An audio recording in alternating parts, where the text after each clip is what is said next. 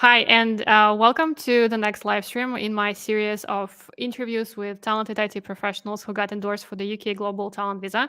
If you're new here, first of all, welcome. My name is Nadia. I am a UK Global Talent Visa recipient and visa coach, which means that I got endorsed for this visa last year as a software engineer. And since then, I've been coaching people and helping them to get endorsed as well. I have been interested in this topic enough to start interviewing a lot of talented professionals with this visa. I've also been producing a lot of content on my YouTube. So if you're not watching this on YouTube, just make sure to subscribe. If you're watching on YouTube, subscribe as well, naturally.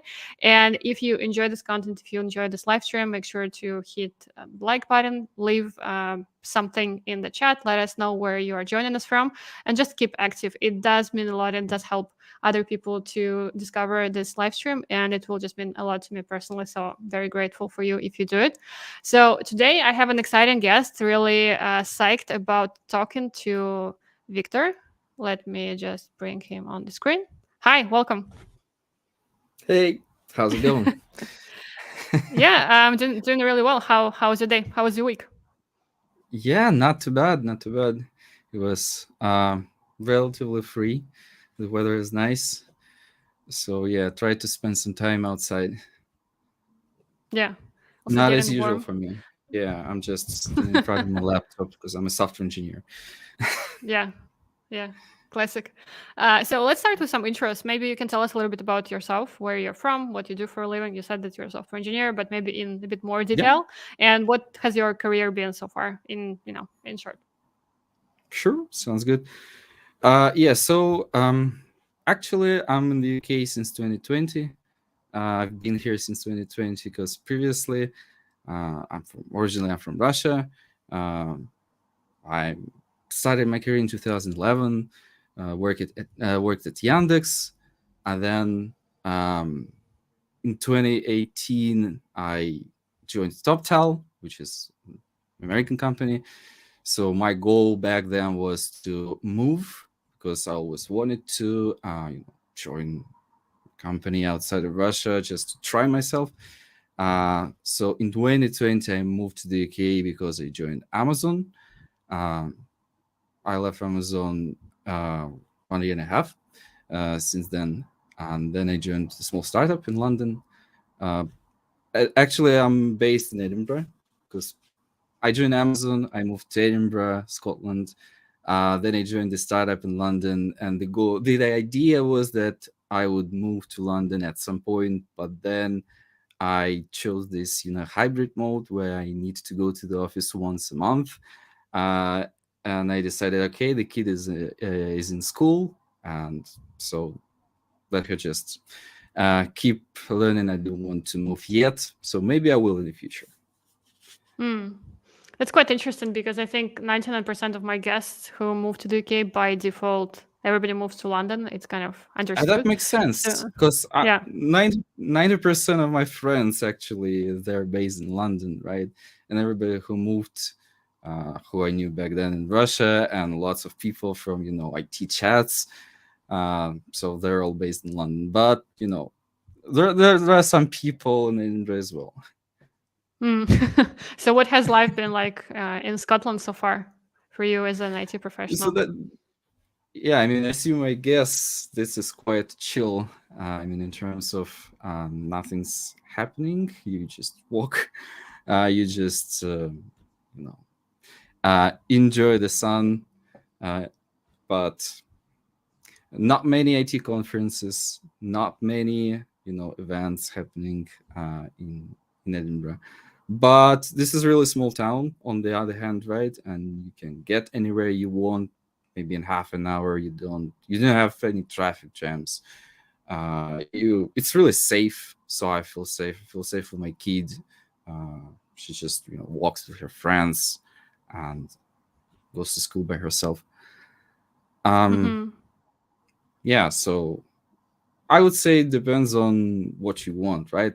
At least at this period of your life. So I wanted to, because previously I was living in Moscow, and I decided, okay, maybe it's enough for me. At this point, I need to chill a bit. I need to live in a small town.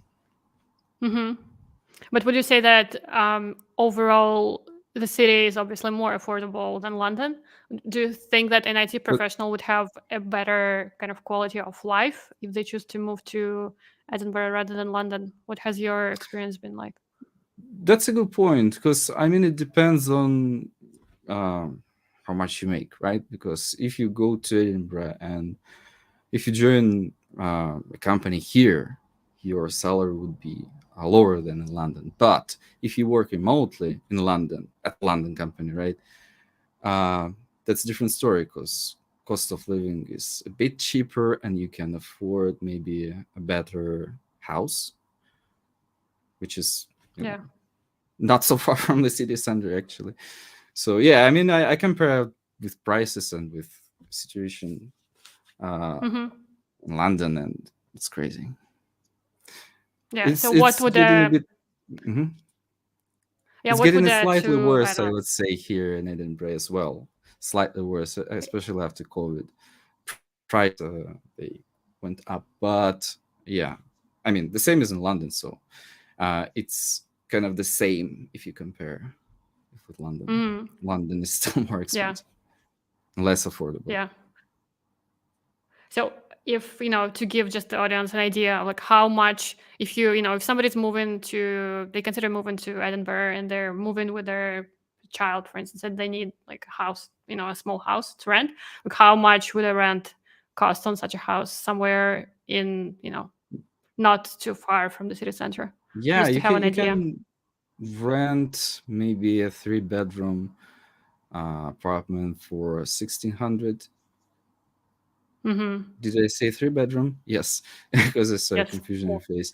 Yeah, I mean you can rent a detached house, and as I say, there are no traffic jams, so Mm-hmm. you can get whatever you want pretty quickly. Um, Maybe Mm-hmm. um, deliver your child to the school, right? Yeah. So not a problem. You can Yeah. live It's outside, and it would be even cheaper. Yeah, it does seem more affordable, and I've been thinking about it lately. That so like it's by default moving to London, but also London has become so hard to afford even for IT professionals, and just the city has become very competitive, and the rent and just finding a place to stay has been hard. So I think it's valuable to also learn about other cities that exist in the country and what options there are for Yeah, people. yeah. For myself, as I say, I maybe want to move to London at some point, right? Because I want to be closer to the people. But I thought maybe, triangle between Oxford, Cambridge, and London. So the idea is that you can get to the city within 1 hour, maybe 1 hour and a half, right? This is technically not London, but prices go down. I'm still exploring those options as well, because right now it takes 4 hours and a half for me to get to London, and obviously I cannot do this every day, right? Maybe not Yeah. every day. Let's say I get a job with a hybrid mode where I need to go to the office once a week on Friday. Still not very cool to spend 4 hours and a half on the train, and this is one side, uh, one way. So yeah, I mean, once a month, that's fine for me. It looks like an adventure, but once a week, it's tough. So you need to be a bit closer, Mm-hmm. like in Oxford. Yeah. I don't know. Yeah, Yeah, I but see. So prices you have prices been. are crazy everywhere. Yeah. Yeah, I guess so. I guess it's true. But I think it comes down to kind of understanding what kind of lifestyle you want to have and how important socializing is, how important networking is, how important events are for you. And for people who are honestly like who like sitting at home and not going anywhere, then I think it's worth at least considering other places. Exactly. Yeah. It also depends on what school you want to find for your kid, right? For instance, because I mean, that's tough balance. You can go, say, in the middle of nowhere and rent a really nice detached house, like 3 bedroom, but you need to, go to school every day with your kid. It's also maybe you don't want to spend Hmm. so much time on the road, right? So it's a balance. Yeah. Yeah. Yeah. Definitely. I'm trying to solve this So problem right now, so there is yeah, no perfect solution yeah, to this. yeah, it's kind of a work in progress. So you have been in the UK for a few years now, right? And maybe you could tell us a bit more about your visa history, because this is what Yeah. we try to unpack here always. So how did you come here initially, and what was it like coming here um, as software engineer from another country? Yeah.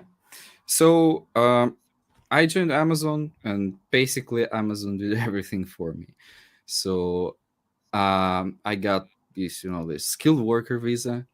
I got really nice relocation package, all the documents, taxes, that kind of stuff. Um, didn't have to think about it at all. So I just moved, uh, and with the skilled worker visa. Yeah, and then I spent 18 months at Amazon. Then I decided to join a startup, and I also got another visa, another skilled worker visa, and that was fine. The reason why I wanted to move to the global talent visa, because there were layoffs, and including my company as well. I didn't let go, but I decided maybe I need to be on the safe side. It's first of all, it gives you more options in terms of jobs, but also it's like a psychological thing, right? Because with this global talent visa, you're on the safe side, if it makes sense. Yeah, definitely. This is what a lot of my guests say. It gives you the peace of mind, the Yeah, flexibility to change jobs. Also, you do understand that you have this visa, and then you have like a clear path to the permanent residency, to the passport. So it's a good thing to do just for your peace of mind. And I think the amount of anxiety that reduces, I think it's worth the cost and the effort to get it, obviously. But it's hard to, like, how do you put a price on your peace of mind? But so what was your process for the global talent visa? How did you learn about it, and how did you start yeah, preparing that's a for good it? question. Yeah. Because actually, one of my best friends got endorsed a year ago, and this is how he moved to the UK again, back to the UK. Because previously he moved with a skilled worker visa, then decided to move outside the UK, spent some time outside the country, but then decided to move back, and he was endorsed. And this is how I learned about the visa, because I went to London once he moved to just visit him, and we had a chat about this visa. He described me his case, and actually he said, "Look, you worked at Yandex, I worked at Yandex. We both did, right? So we both worked at TopTel. Then I joined Facebook, you joined Amazon. So it's kind of a similar story, and maybe you need to consider, getting this visa as well, because we have similar paths. So why don't you get this visa?" And this is how I, planted this seed into my mind. Um, then I have also another friend, a fellow YouTuber, um, who got endorsed, and specifically because he also has YouTube channel. I thought, wait a minute, that's kind of already, two signs for me. So maybe I do have the similar paths that lead to this visa. So this is how this is how I knew about you. As a Kind consultant, of because that through the second yeah through through the interview, right?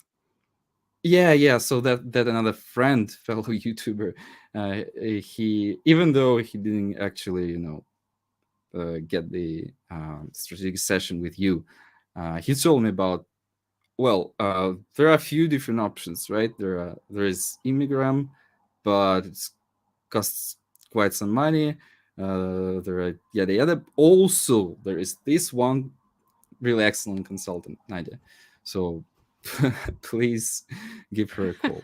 Ooh, that's what I did, and this is how after the strategic session, actually, I actually understood what I need to do, because previously, before that, I was there were hesitations, I guess, because it's not clear what you need to do, right? So I understand, okay, I know those people who got endorsed.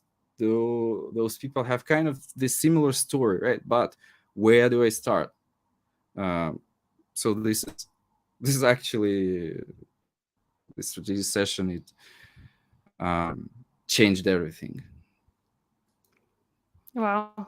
Can you maybe tell the viewers some feedback from the strategic session for people who maybe Yeah, will decide to work with me in the future? What can they expect, and what did it? What else did you? What kind of value did you get from it? yeah, sure. So what happened is that, I mean, I sent you a message, uh, told you about my story. Then I got this document, which is like a home task, and this is like a table where you need to put all your achievements, past jobs, maybe mm, point of contacts in other, I mean, at your previous companies. But basically, uh, what I did and was to remember everything, and because I had to do this, right? Because I had to prepare. That was my task. I had the deadline. Uh, really thought this through. Put everything on this document. And then we had the strategic session, which took 3 hours. And in those 3 hours, we looked at every single item, right, on my list.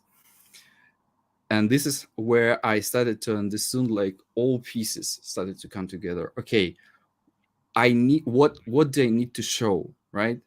Uh, for the people who look at my case, what are they trying to find, right, in this? um, and because we were talking about exactly my situation, right? Because what I could have done, like, go to YouTube, find some video, but this is not my case, and this is yet another abstract thing to do for me, right? But because we were looking specifically at my list and at my situation, in the end, I was absolutely sure what I need to do next. Because then I just created a Trello board, um, what I usually do when I start a new project, right? A few different cards, go to that person, find, write that document, or maybe, uh, I don't know, remember what you did there, then put some specific things, that kind of stuff. Yeah, so I think that it kind of helps you to start with the work much more quickly than you otherwise would have. And I think this is what people mostly tell me about the strategy. It kind of just speeds everything up by, I don't know, 10x or however many x. So I'm glad to hear that I, you found this session helpful. I Yeah. I like to joke about it that I was, like in the Matrix movie where he was plugged into the machine and then wake up and says, like, I know kung fu. That's exactly what happened to me. After those 3 hours, it's just, oh, I know what to do. Like, for real, Yes. I know kung fu. Yeah, glad to hear that. And these are like very intense 3 hours, and I think like all my clients feel super tired afterwards, and me as well. That's why we record those sessions so that there is a track record for you to go back and revisit those things, because it's I not. I did. don't I expect people actually to went back and remember. rewatched Yeah. this maybe 5 different times, Wow. because Yeah. I So you mean can it's imagine really how packed, how much there dense. is. Hmm. Yeah. And there is a lot to unpack there. So it's quite a big piece of work that we do in the beginning. I think that people underestimate a little bit how much you need to do upfront to be able to write those things. You can either do your research, or like can spend a lot of time doing your research, or you can just talk to somebody who will help you come up with a strategy, and that's it. So afterwards, after the strategy, you had obviously a strategy, you knew what to do, you had your Trello board and your project. So what did the process look like for you moving forward working on the documents? So I guess the hardest part was actually do the thing every day, because I spent 40 hours on this. So obviously I couldn't do this, in one go. And I spent maybe a few weeks was writing every day because I knew roughly what documents I need to make, but you have to do this anyway, right? So you have to write them, and that takes time. You have to rewrite them maybe a few times. Also, you need to reach to some people. So, for instance, in my case, I asked my students who watched my blog, YouTube, right, and get who could get a job because of that. So I asked them, maybe you can give me some previous testimonials. This is what I called, and I created a separate document with those testimonials. That also took time, right, to reach out to them. Also, you need to think about um, uh, this is letter of recommendations, right? So people who can write letter of recommendations for you, that's probably the most important part, and you need to reach out to those people up front and maybe have not three but five different contacts just in case, because that's actually what happened to me. I couldn't get one of the recommendation letters that I wanted to get in the first place, right? So I had to use this backup person and ask them, because you need to have three of them anyway.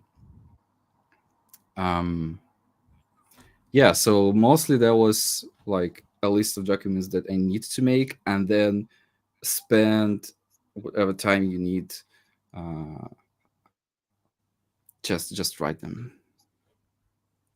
Yeah.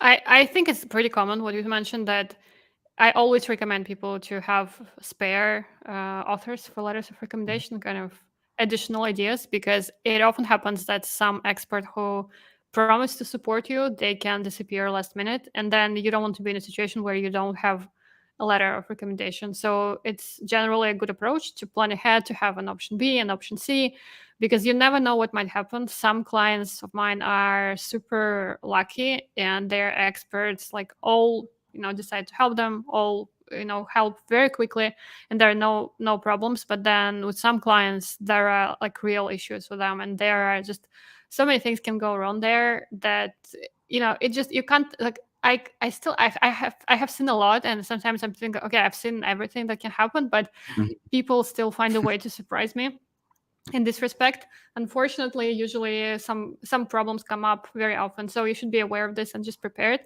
But also, I think it's a good chance to reevaluate your network, and if you struggle with getting help from your network, I think it's a good sign in general that you should work on this.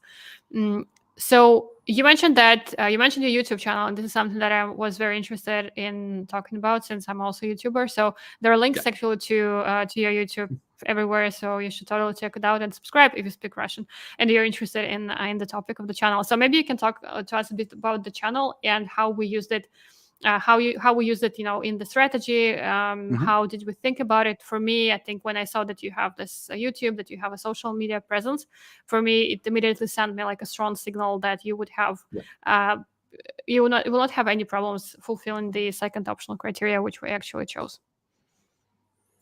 Exactly. Because, I mean, what happened is that I started this channel in 2020 because I wanted to share with the world my, learnings on how to pass a coding interview, especially if we talk about FAANG companies. Because previously I was working at Yandex and I was the interviewer. I spent I mean, I tried to get in a FANG a few times. I failed, and this is how I learned.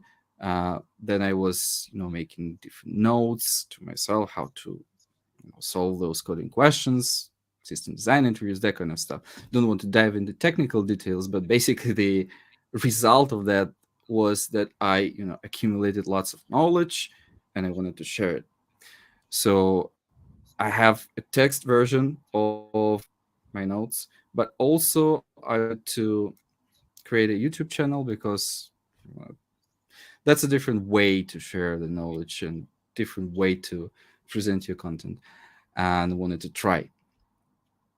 So yeah, basically just I started with solving those problems the same way as I did in the text, but uh, in this video format. But then I also started to do live streams because I noticed that okay, with live streams it's really more engaging, and the, people actually interested in other people rather than only coding questions, right? That was a nice thing to understand. So I started to do the live streams with guests on my channel who also moved, and this is how I built kind of the network with other YouTubers. So it Mm. started with one idea, the idea of just sharing my notes, but that was a really really trivial and simple idea, and then it actually transformed to an actual channel like in social media um, thing. Um, Empire. not well. This is uh, it transformed to something that I really enjoyed myself, right? And hopefully other people as well. My guests Yeah. had some views, had some comments. Yeah. Uh, S- in So addition to that, how big is your audience so that people have an idea of like what kind of audience are we speaking about here in context of the visa?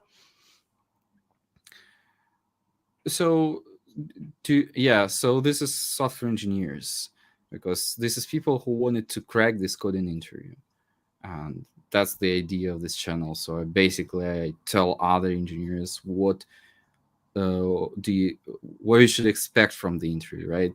uh, Maybe tell about my experience, uh, the actual problems you can get on those interviews. I mean, coding questions, how do you solve those, what theory you need to know, um, to do this, that kind of stuff. So it's purely technical. But as I say, once I started to do the live streams with real guests, it dwelled kind of to this podcast where you half of the stream you just solve the problem, you share the screen, you code. This is really dull, and another half is where you talk and maybe discuss. So for instance, I had a stream with a guy who moved to Berlin, and we chatted about how do you live in Berlin. So that Hmm. was nice, and what salaries are in Berlin, that kind of stuff. So kind of also useful information for people who want to move. I like this concept. I think it's pretty unusual. Have you noticed that your channel started growing faster once you started doing live streams? Because this is what actually Yeah, happened to me, from what I understand. Yeah. exactly, What? Yeah. exactly. I think this is partly because I s- I mean, this is obviously the better format in terms of, as I say, engagement, right?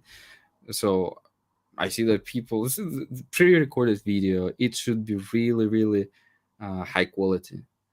Because if it's just a screen recording, I mean, nobody watches that. But the live stream, it's kind of a different thing because this is live. You can engage with the audience, you can answer questions, and even though the video quality is not that good, right? So this is still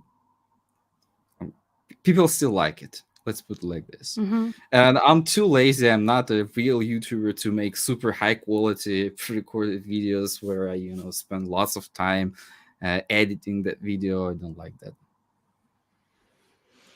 Well, Yeah, maybe I I would should say if I that want to YouTube grow my is. channel, but it is what it is. Yeah.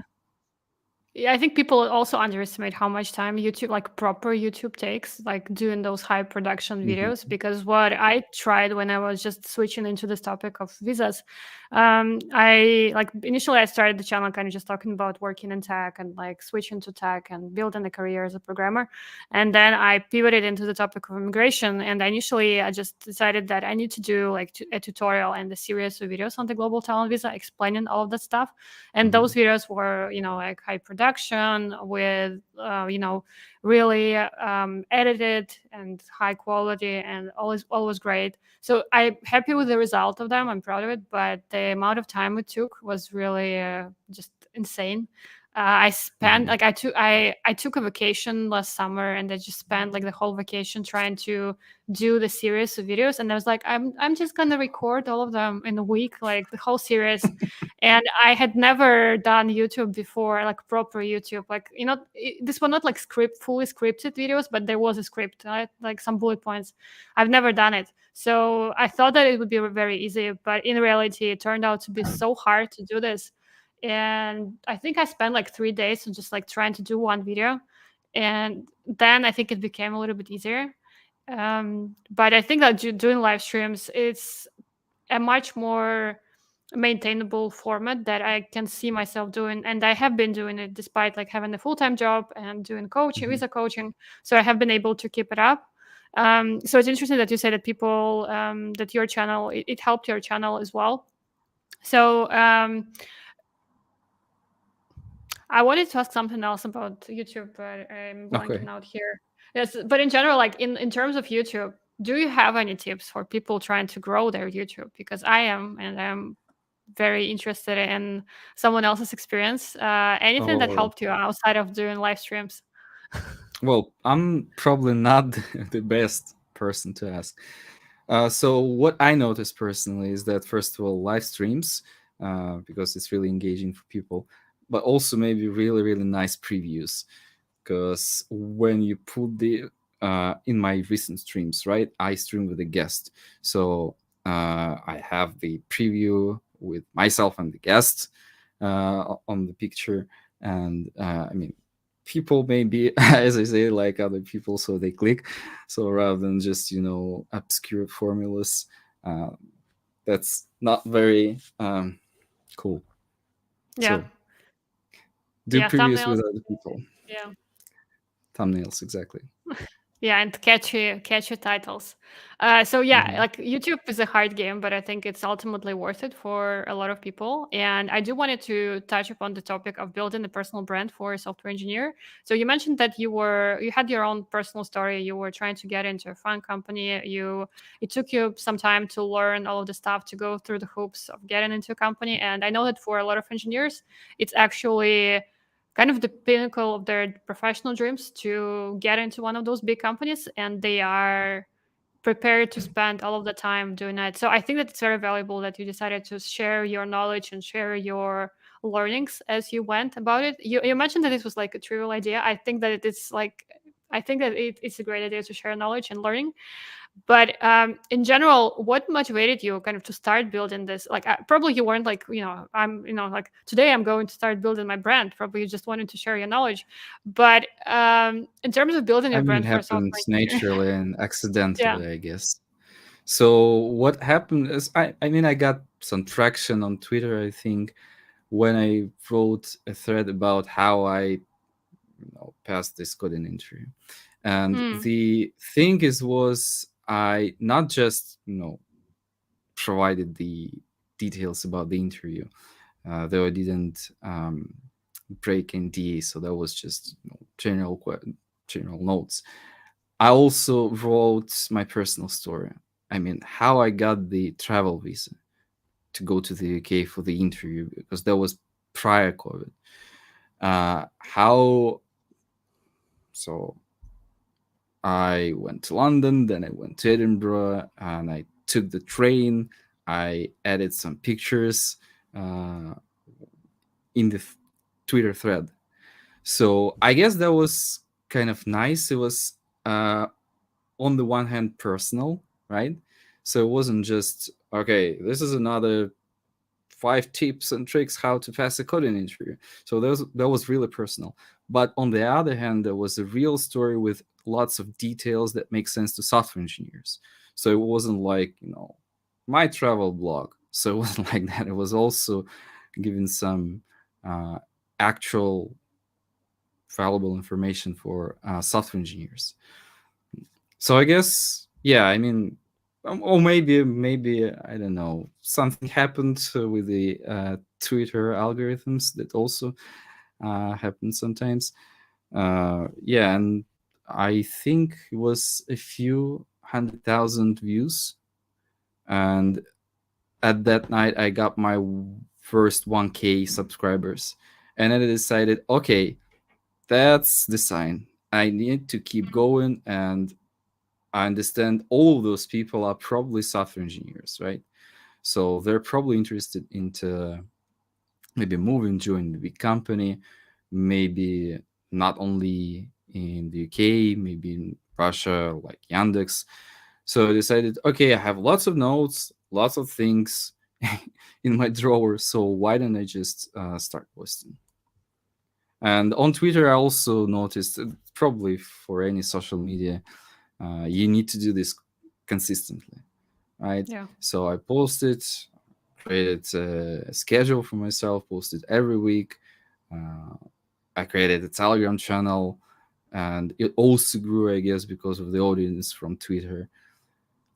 So I post this every Monday. On Twitter, I tried to uh, you know, tweets that are similar to my public profile. So, for instance, if I knew someone was lead coding, which means was preparing for coding interviews, uh, or maybe I talk about how to crack a coding interview on YouTube. So I try to comment that kind of stuff. So I created for my subscribers the stream of valuable and consistent information about this topic. So they understood, okay, this is not just a guy who likes to shitpost on Twitter, right? Or to get into some weird political debates. So this is the kind of guy who likes algorithms and knows how to pass a coding interview. So they can recommend this to other people who are interested in this topic, right? And I try to really separate uh, my this account, even though I didn't have another account to shitpost, but I just don't do this. But sometimes I see something on Twitter and it's okay, maybe you know, I really want to write something, but then I decide, okay, this is not what this account was created for. So I try to Mm-hmm. stop myself and treat this account, more like a public figure rather than my personal account, if it makes sense. Yeah, it does. What helps you not to burn out from social media and from content creation? Because as you said, with content, you have to create it constantly. Like you have to be Yeah. consistent. You have to do it all the time. And you have been I think, consistent, and also you've had some um, I don't know, you've received some love basically from Twitter algorithm because I've seen some of your Twitter threads go viral. For instance, recently you did a Mhm. Twitter thread, which I will link to in below, about the global talent visa. It went viral and attracted quite a lot of audience and like comments and people being, I don't know, like happy and toxic and everything in between. So what has helped you just to stay consistent all these years creating content around the same topic basically? So the simple question is that nothing. I mean, I burn out regularly, Uh-huh, okay. and it happens to me all the time. So previously, when I had lots of notes and solved questions already, so I just had to maybe prepare them and keep posting, right, on schedule. Once I ran out of those notes, I had to think of something new, right? And this is really hard. So I failed a few times, because once I failed, I maybe spent a few months not posting anything. Then I decided, okay, I need to go back. Then I do. I go back. Then maybe I try to post another few months in this, consistent schedule. But then I burn out again. Mm, So the simple answer, I don't know. I yeah. don't know how to do this. So maybe if I had some external motivation like monetization, I don't know, or maybe I would sell something, right? Because right now this is just my hobby.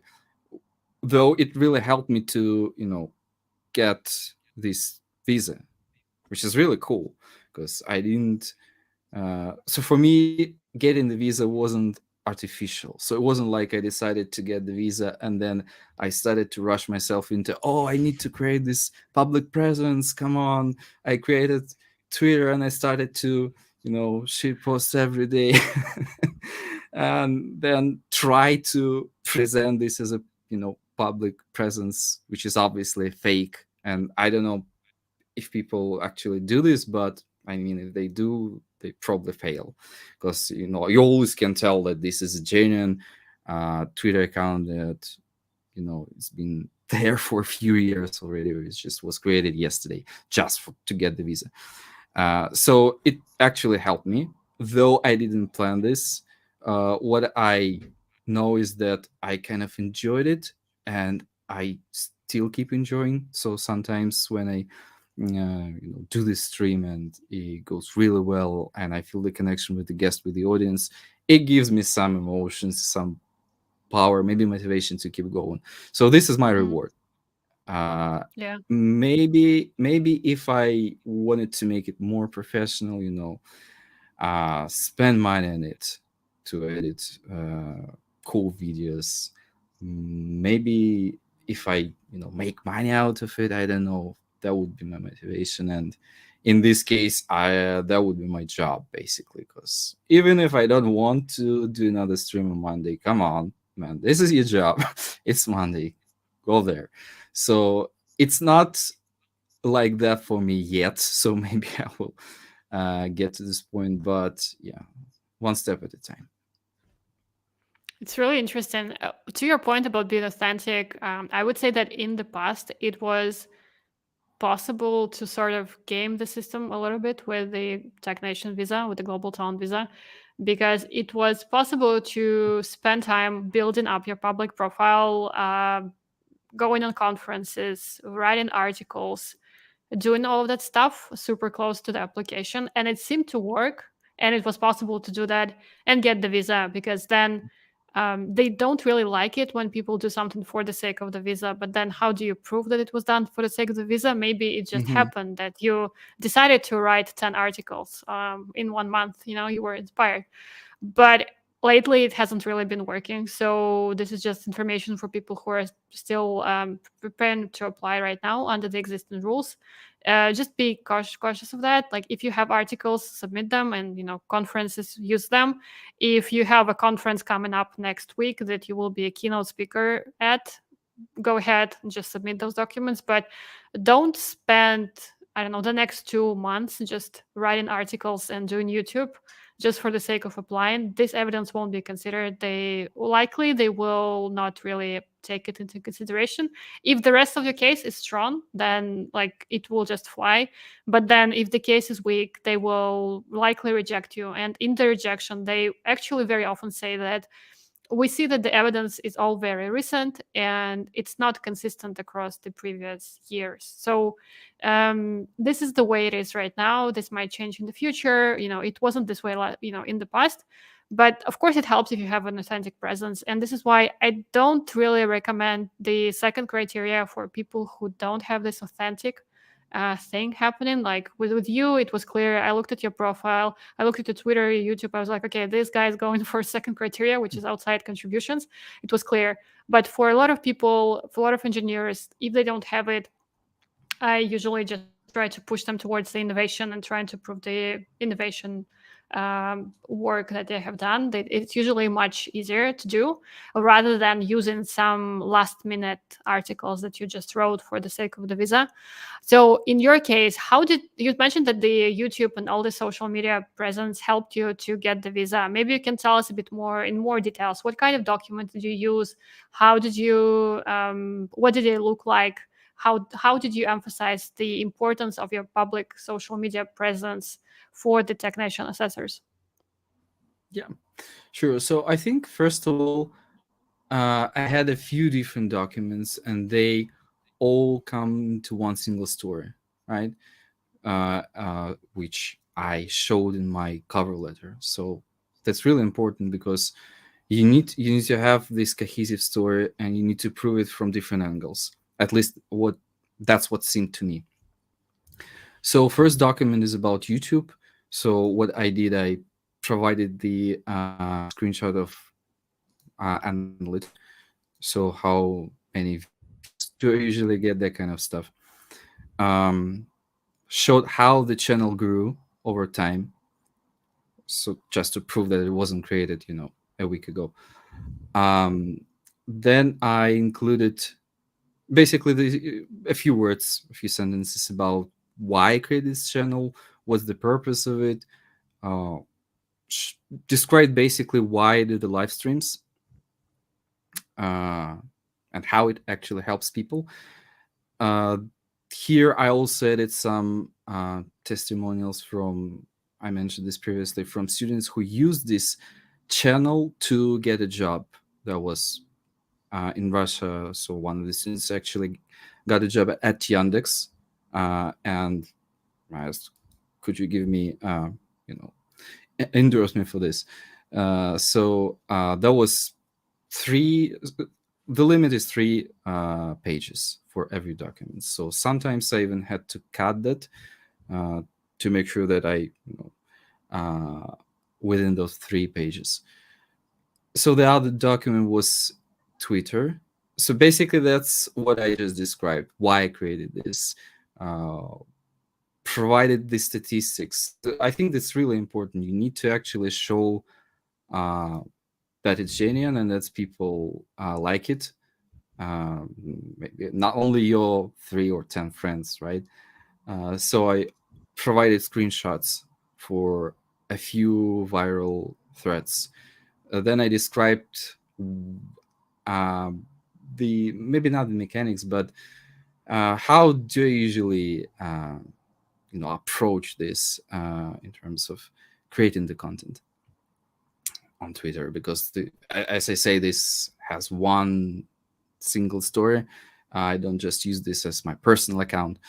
Uh, and another thing was about the textbook, what I call a textbook. So I mentioned that previously, prior I created those social media and started to share articles, I had lots of notes, right? And I created a textbook out of those notes because I was sharing one problem a week and consistently. Then there was maybe 40 or 50 different problems. By problem, I mean actual software engineering question that you get on an interview, right? So having this textbook, you can just read it, you can look at every question from different topics, and then you can build this mental model, right, of how this uh, coding interview might look like. Uh, and there was a separate document for that where I described basically the textbook and the story behind it, that I had those notes. Then I decided to create a channel and I started to share all of that consistently every Monday. Then got some traction. People started to refer to this channel not as my personal account, but rather than a source of information to prepare for coding interviews. Uh, yeah, I think that was it. I also had another document for OC2, which is interviews for Skillbox. So Skillbox is an online coding school, but they also have a magazine, basically a website, their blog. And I had a few interviews with them and a few other articles, let's put it like this. So I also was kind of consistently writing some stuff on Skillbox. And what I did, I asked numbers, uh, and I asked the editor in chief to write me a letter, a testimonial. So there was like an additional thing saying like, yes, I know Viktor. He was actually doing this. It was really productive. Here are the numbers. I really like him. He's a great guy. So if you're editor of a magazine, please reach out to him, and you're gonna have a great time together. So, yeah. So I guess the main idea is I was always trying to provide screenshots with actual numbers. I was trying to reach out to people who I work with, right, to ask, can you say a few words about me, about our work, and I can include that. Guess that was it. Yeah. A lot to learn from you here as well. I think that the fact that you used the reviews from your audience, I think this was really unusual and cool, and just a way to show your recognition in a kind of unusual way, because people usually ask for letters or support from experts, right? But also you can reach out to people who learn from you and who can say how you influence their life. And technician, they're looking for impact. So basically, if you have some sort of teaching thing happening, it's good to show reviews, it's good to show recognition, it's good to show numbers. You should show numbers. So like all of the stuff, statistics, view numbers, sub followers, it's all important. Like there are no strict numbers. Like there are no rules. Like you don't there are no rules like you have to have 10,000 subscribers on Mhm. Twitter to get endorsed. There are no things like this. But obviously, as you said, you should have some following. If you're applying for the second criteria, you should have some recognition as a thought leader, which is also goes to support your mandatory criteria. If people are following you, reading your stuff, watching your videos, it's clear that you are a thought leader in the space and there is something to what you're saying.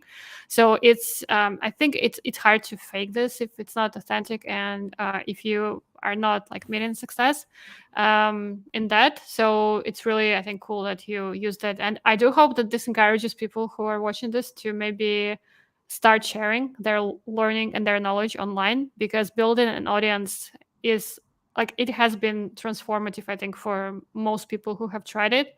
If you do it consistently over some time, there are benefits that come from it that you cannot imagine right now.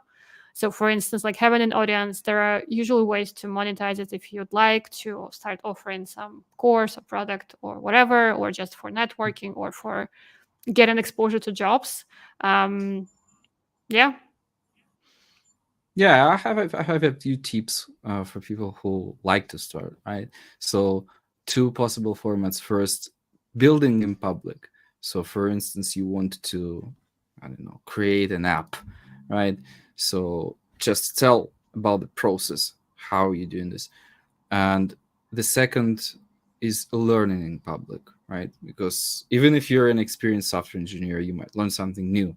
So, let's say data science, right? You're not a data scientist, but you want to take a course or class on data science. So write about it, write about what you learn along the way. So I think people, even you might think what's uh, for other people, what's in it, right? But the thing is that you might have your own authentic style of writing. So people between the lines read not only the actual technical stuff, right, but they also see you between the lines. That's what I'm trying to say, and this is why people might like it. People like other people. Yeah, and So people even are though looking it's not for, an original content, do it. yeah. Yeah, I agree. I think a lot of people are paralyzed by this desire to create something original. Like, why would I start another channel about algorithms? And but the truth is that there is no other person like you, and there is nobody who will talk about algorithms in the way that you do. When I was learning to code on my own, I was always on the lookout for teachers and for kind of online mentors who would, like, people who didn't know me but who would inspire me and teach me in a way that would I would understand. And I think that generally this is the future of learning, and kind of moving away from the centralized system of education towards learning more from the tutors and the teachers that you are connected with, who have the same values as you, who have the same outlook as you, who you like, basically, and learning from them. So this is all an inspiration, I think, to try. But I think also people are really scared of looking stupid online, like making mistakes. For me, like, I was when I started to learn to code, I was very self-conscious about sharing my screen and coding in front of somebody, like, screen sharing on interviews or just at work. So, and Hmm. people are afraid, I think, to look stupid and to make mistakes, and also to face hate if they put themselves out there. So what has your experience been with just hate, or I don't know, some public embarrassment? um, how have you dealt with it, if you had something like this? That's a super good question because there is no simple answer. Regarding looking stupid, I mean, I look stupid probably right now. That's fine. So just need to keep going. Uh, Public hate. So yeah, I mean, I saw some. weird stuff on Twitter, right? But I try to maybe just ignore it. So I try to look at it this way. So that might be a constructive feedback. I mean, negative feedback for you. So, for instance, all my recent thread about the visa, I made a mistake that I didn't uh, think of a mistake in the first place. But then I got some constructive negative feedback, but it was constructive because I was shown, okay, this is the mistake, and this is why people who actually hated you in those other comments, but this is why they did this. So this is why they hated this. In the first place, when I look at those lots of negative hate comments, I didn't think of, oh, wait a minute, why are people doing this right now? So I saw only the hate. I ignored it, but the constructive negative feedback, that's fine. I actually seek that feedback. So please share it with me. But if it's just genuine hate, oh, okay. I mean, what can I do with it? You're upset about what I just wrote. Okay, I mean that happens to the best of us. I'm sorry. Let's just keep going. Yeah. I noticed like one thing that really surprised me about your last Twitter thread about the process of getting the global talent visa. It was such a useful thread. Like you just told, your experience with getting the visa, the documents that you use. It was quite detailed and very useful. And I thought that I like in my mind, like what negative way can there be to take it, right? What can you say about it? But still So it people looked. find a way. Mhm. Yeah, Yeah. I mean, it looked like maybe a humble bragging or something like that, because what I wrote in the first tweet, that I'm not a specialist, this is my story. That's a quote. What I mean by I'm not a specialist is it mean I'm not an attorney, or I'm not a coach as you. So it's just I'm just a software engineer. I just wanted to get this visa, and this is my story of how I did it myself. So actual steps that I took. What people saw in those first tweet, I'm not a specialist, is that I'm not I'm nobody. I'm not a software engineer. I'm just a guy from the street who decided to get this visa, and then in a snap, magically I did absolutely nothing, and oh, I'm in the UK, you can do this too, here's the link to my course, or something like that. So that's what people actually thought, like this is a scam. This is a guy who tries to lure us into this thread, and then maybe in the end there will be a link to his paid class or something like that. It wasn't. So probably people saw that first, they didn't even open the thread, and they decided, oh, right, it's time to write some comments to this guy. But I mean, that's fine. The, I genuinely didn't think of that, about that word specialist Yeah. that way. But the person who I know from Yandex, uh, she told me, like, okay, that was really misleading, and this is why. Even though she did it in public, that's fine. I actually liked. I mean, put my like to that tweet, because even though it was negative, it was constructive. So yeah.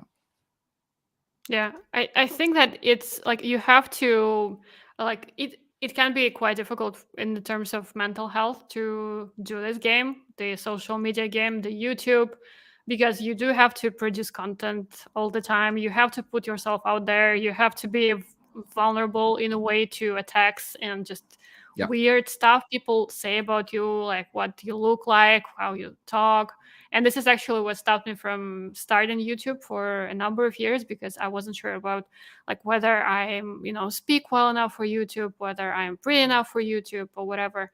But also ultimately, I think it's all about the value that you bring and whether you like your story has some value in it. I do believe that every story has a value, and ultimately your audience will find you. But toxic people will probably appear. Like in my weird experience, like I don't really have toxic comments on my YouTube. Like all my audience is great, and I just receive positive comments about people loving my YouTube videos. Yes, yes, like I receive comments that I'm like the most kind soul on YouTube, and I don't know, I just get very emotional getting this feedback. um but I know that this is not the experience for everybody, and I think especially some segments of the internet, like Russian speaking segment, is much more toxic in this respect. So just beware, like if you're making videos in Russian, just be prepared that it might be a little bit harsher than my world of just unicorns and ponies and whatever. So but yeah, I think like YouTube and social media are interesting in terms of how much value they can bring you, but also I think there is this constant, for me at least, like this constant um, pressure and tension between like doing this, that what I do, and Other then side of like the coin. Yeah, yeah, like the fact that I feel like my brain is being destroyed by social media, and I think that a lot of stuff about social media is evil, and I'm kind of contributing to it in a way. So I think it's a it's a balance, you know. At least what I try to do is try to do something that is has like true value and people can get real value from. So like on this live stream, we're trying to talk about the specifics of like your document so that somebody can be like, okay, so if I have a similar situation, I can use it in this way. But also I also try to learn something new about like your immigration story. And also like if you're watching this live, I see a lot of people are watching. If you have a question that you would like to get answered, like about applying to a fund company, about moving to the UK, about the global talent visa, basically anything, it's a good opportunity to ask. And also it helps the YouTube to move the to promote the live stream.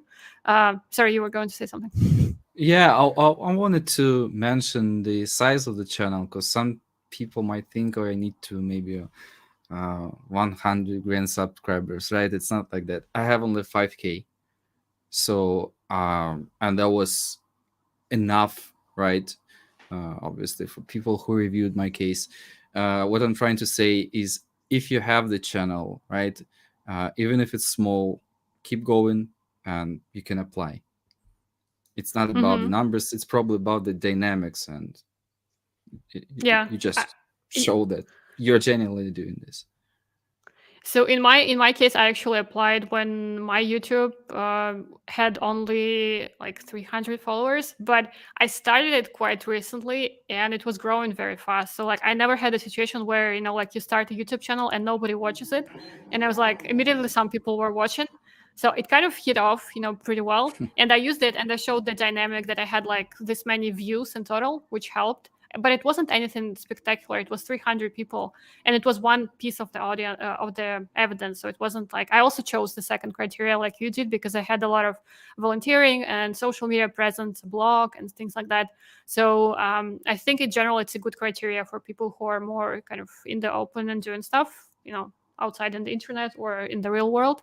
So don't think also you said that it was just 5K, but also it's like I think it diminishes the effort. Like 5K on YouTube is a lot. Like I think we've had this like twisted perception that if you have like less than a million followers then it's just nothing, but like getting to 1,000 even, it's a monumental achievement It's because tough. 99% of channels they would never get to 1,000 subscribers. It's so hard to get there unless your videos go viral. Like for me, like none of my videos went viral, so it's like just like a very very slow progress of people discovering it. So it's a slow game, right?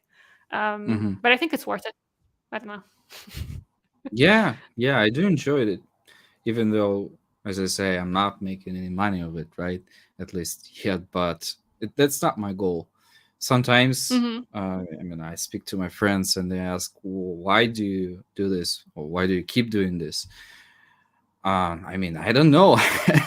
This is how networking uh, works. You just do things because you like to be connected with these people, with the audience, right? I have a chat on Telegram. Some people who regularly go to the streams, they are in this chat.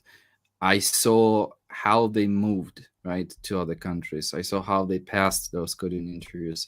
They gave me the feedback. We are kind of a small online community because I Mm. never seen some of those people in my life, but I feel like I know them because we spend time together in the chat online. Even though it's online, that's real for me.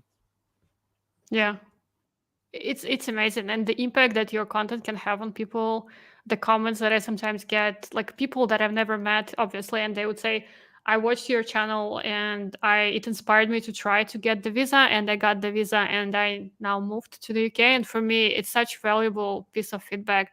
And if you're watching this and if this channel helped you, just please let me know in the comments. Like, for me, it's very important to hear that this content is helping somebody. And I know that I've been able to coach quite a lot of people in the recent months and help them, as a business to move here. But also, like, the impact of the channel is much wider, so a lot of people are using this to get to get information to prepare for free. And I think it's so powerful, and kind of the ripple effects of it is just, I don't know how many lives will be impacted. And with like your stuff on learning to pass the interviews, it's also so valuable, and it will affect so many people. So this stuff is pretty powerful, and I do think it's important. And I'm really glad that we got to work together on your case and showcase the social media importance, media presence importance, and the impact of your community on your case. So in terms of, like, if you look back on your whole kind of experience of going through the preparations for the FAANG interviews, right? This is kind of the main topic of a lot of your content. Mhm. Maybe this will be interesting for people as well, not really connected to the visa, but hey, this might be useful. What was kind of your top insight, while learning all of this stuff? Like, what is like one piece of advice that you wish somebody gave you when you were just going through the process of trying to get to work at Amazon? So in terms of interviews, I guess this is do mock interviews. So just talk to your friends, uh, get to a group of friends and do the mock interviews for each other. Or you can go to pramp.com. Pramp, practice makes perfect. So there's a website and online community where you can practice with random people, right?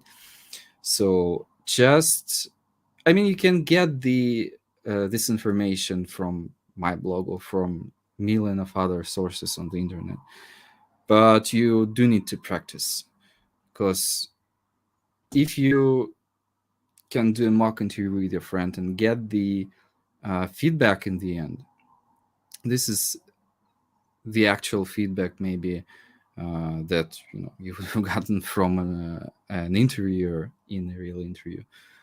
uh, that's really cool. I mean, this is how you learn. And if you have friends who worked at huge companies, FAANG, maybe you can talk to them. Even if you don't, there are services online that connect you to those people. Obviously you need to pay, that's the downside.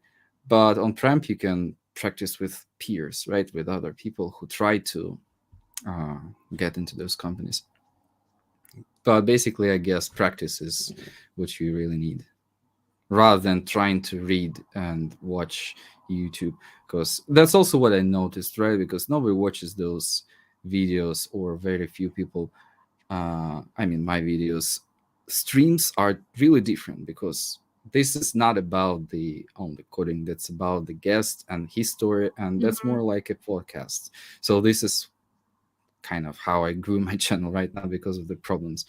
And I guess that's the answer why, because you need to solve them yourself, and there's not much in just looking at the solution. I guess that's what I'm Yeah. trying to say. Yeah. I've heard that people sometimes would quit their jobs and just take 6 or 7 months just to sit on lead code and solve all those insane questions in insane quantities. So the question that, like, I've never went through it, although I did spend some time on lead code when I was looking for my last job. I never went full kind of funk route level of lead code craziness. But I guess the question is whether you think it's worth it at the end, kind of trying to get to funk, and what has your experience been there? Because it's like a dream place for a lot of engineers. Yeah, I mean, that's a super good question, because actually it's not. I mean, it might be. Okay, so um you need to maybe think of how much effort you're gonna put into this, right? It might not worth it, uh because um that's basically, I mean, if you think of FAANG company like a perfect place where you will get only interesting problems, this is not true. It's like any other company, though. What's really cool about FAANG is that you get exposed to a huge amount of data, a huge amount of users, problems that might not be the case in smaller companies. On the other hand, you can get lots of other stuff that you might not like. For instance, politics, um, uh, tools, what else? Sorry, not code. Performance reviews. So lots of different things. But if that's really what you want, do. But please don't think that it's a magical place. Hmm. Yeah, I think Because it's for helpful me, to hear the stories for. Sorry, go ahead. Yeah. yeah, I just wanted to admit that for me that was probably a bit of obsession, and I know I really like that.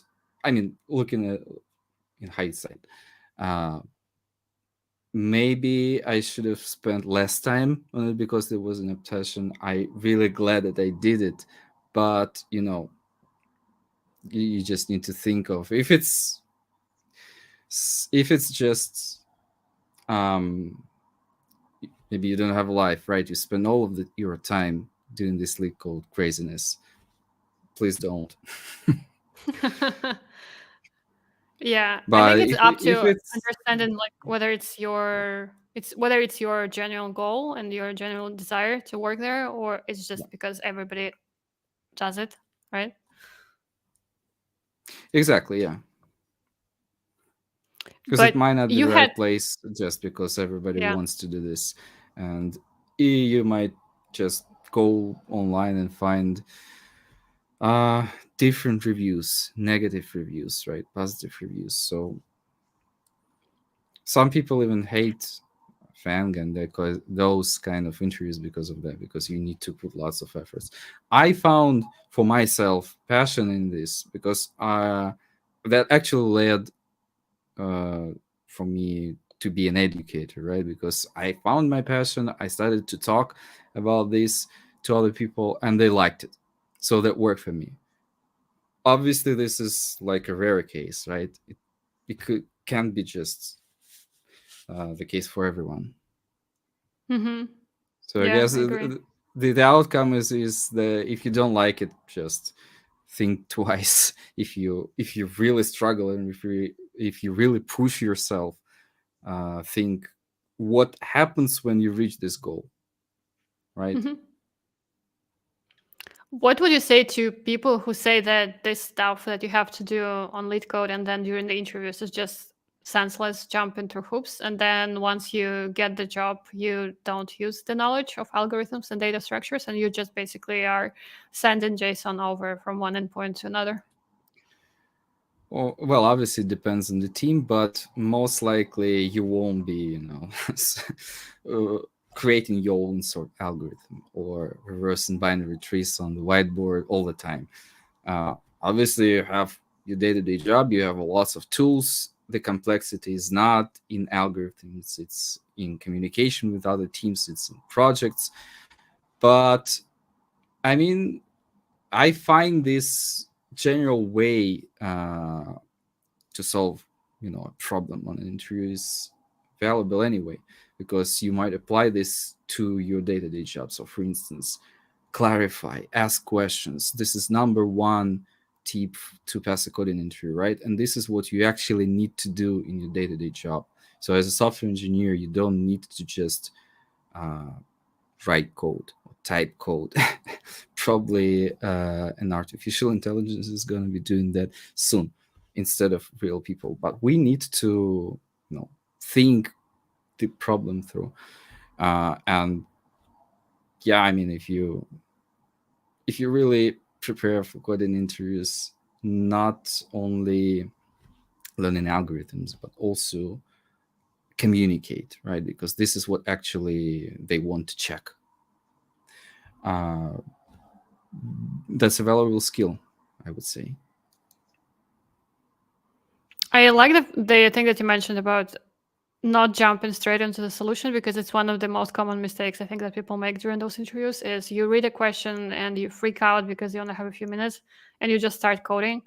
but the first step is always clarifying what is meant. And this is something that as an engineer you have to do with everything that you do. You have to understand exactly what is the task at hand, and Yeah. only then you can start thinking about the solution. Yeah. Moreover, I've heard lots of stories that people didn't finish the problem, right? So they spend, let's say, 30 minutes clarifying the question, uh, thinking about unit tests, thinking about corner cases, and then they just have, a vague idea of how to actually implement all of that. And then time's up, but they still pass because the interviewer actually wants to work with you, with a person who thinks through the problem, even if they can't, finish it right away. So they might not know the algorithm, but they are good software engineers Yeah, true. because You of that can get a job communication even if skill. you didn't Yep. finish the problem. You can still get a job, which I think is counterintuitive, but this is the way it is. So Yep. hopefully it is helpful for people as well. I suggest that we'll look at the questions that we received, and if you have some last minute questions, just drop them in the chat right now. So we had a question about the school system in Scotland. How does it compare to Russia? Is it better or worse? A lot of things about it seem weird. Yeah, well, what can I say? You should probably ask my daughter rather than me. But from what I see is that in Russia it was really strict. So here the school looks more like a game where they just talk to each other and do these different funny science projects and do poetry, do art. I don't remember any of that in Russia because in Russia my kid girl went to the first grade in Russia. She was 7 when we moved here, and she was in the third grade. So if we compare the first grade in Russia with Scotland here with the first grade, it's the here in Scotland it looked like more kindergarten to me, where people actually play rather than learn. And then I understood this as a different approach because this is how they actually learn rather than sitting at their desks all the time and just writing, just reading. So yeah, it's different. I'm not Hmm. sure that's in a good way because I heard some complaints from people who also moved like, oh, my kid is not going to learn anything. What kind of education is that? But I don't think so. My kid is happy, and I think uh, that's what matters. I think also a lot of people moving here, they also worry about the impact of government propaganda and kind of theories in schools, and they're concerned about it. Um, compared to Russia, obviously there are different issues there. Have you seen anything like that? Have you had any concerns about that? What has your experience been? Not much. Not much. Okay. Yeah. Okay. So to be honest, I didn't experience any propaganda in school back in Russia. So Mm. I can't say anything bad about Russia, right? So and the same, I can't say anything bad about Scotland. So I didn't say any, weird, let's say, LGBT propaganda or something like that. So just a regular school, just Mm. regular lessons. We had a comment from somebody. In Scotland schools, the program is weaker, but my child loves goes to school, loves teachers, and is really interested in subjects. In Russia, they were plowing without a bit of interest. So yeah, I think it's similar to what you said, kind of Yeah, more fun and yeah, more relaxed in a way. Yeah. yeah. It's more Um, gamified, I would say. hmm. Yeah. I think what I guess we need to see at the kind of look at the results, right, of the education to really compare, like whether what's worse and what's better, right? Exactly. Um, Yeah. Well, I I guess do. taking into account this country is still on. I mean, it's not destroyed, so I think the education is more or less fine. Mhm. Okay, it's a low bar. If the country is destroyed, then it's not good. Um, We had a comment thanking you for the tips. This was in regards to social media. I enjoyed them as well. And there was another question from Ivan. Hey, Ivan. Where would you prefer to live in the UK if you were relocating there right now? That's a super good question because it's nothing to compare with for me yet, right? Because I only lived in Edinburgh. Maybe, I mean, as I say, maybe want to move closer to London, not in London, but closer to London because of the events and because of my friends. But yeah, maybe maybe I can move somewhere else and then compare. Mm-hmm. Yeah, I think I've heard people considering other places like Bristol, where you can commute to London and it takes an hour and a half. And yeah, I've heard that, like Bristol is going to be the next London, but this was coming from tech recruiters who were trying to make me come live in Bristol. So I'm skeptical on that a little bit, but I've heard good things about Manchester as a city, which is supposed to be it's a big city. It's much more affordable than London. The salaries are actually for like most people are not that much lower, which kind of shocked me, which just shows that London is super unaffordable for most people. And we're not talking about people working at FAANG, right? So we're just talking about regular people. So, and also it's kind of been voted for like as one of the best cities to live in the UK. So might be worth considering as well. But a lot of people are also looking just at commuter towns around London, like Reading and Milton Keynes and others. That are within a commuting distance from London, but that are not London, so they're more affordable. So this is something to look into as well. Depends, I think, on how often you need to go to London and like what is your lifestyle for the immediate future or for the Exactly. longer term. For instance, yeah, if you have, really small kids, you're probably not gonna go there and hang out at the bar every night. So maybe it's not worth to live in central London. Mm-hmm.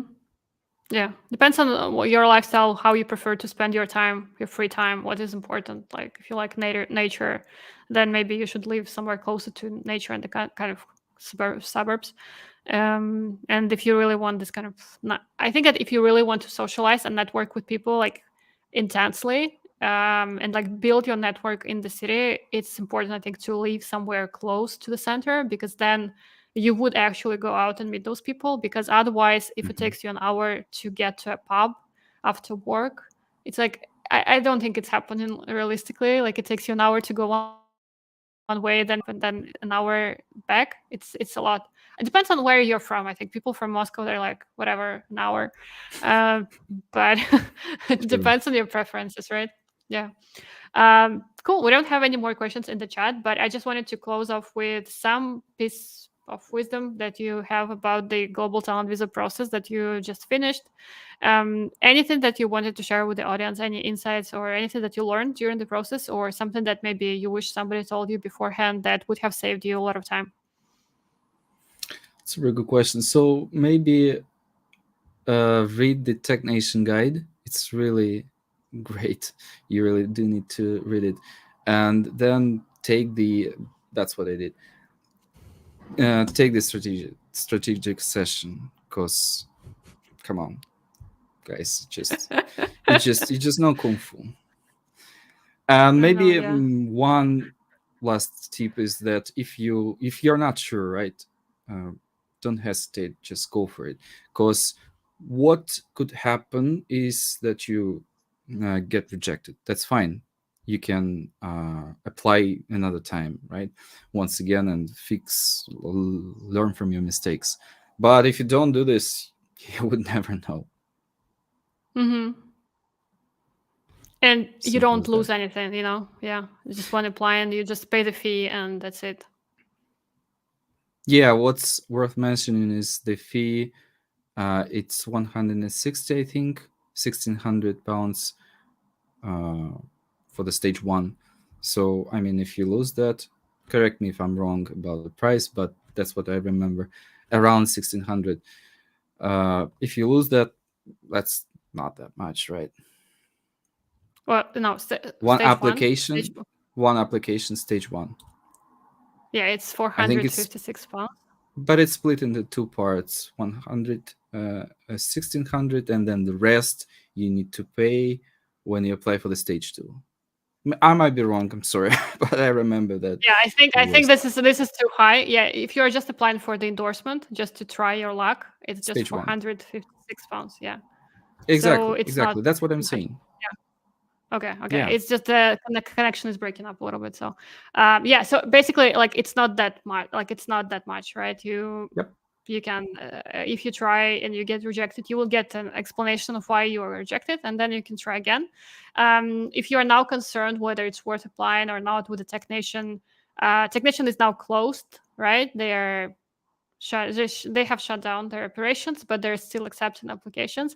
So if this seems weird to you, I think you're not alone. But also, I know people are still applying because they're accepting applications until they find a new endorsement body for this. So if you're in this kind of position, I know a lot. I ran a poll on my YouTube and LinkedIn. I asked people whether they're waiting or applying right now, and like it was like mostly waiting. For me, it's like, but you don't know how long you will have to wait for this. It might be months or I don't know, up to a year or whatever.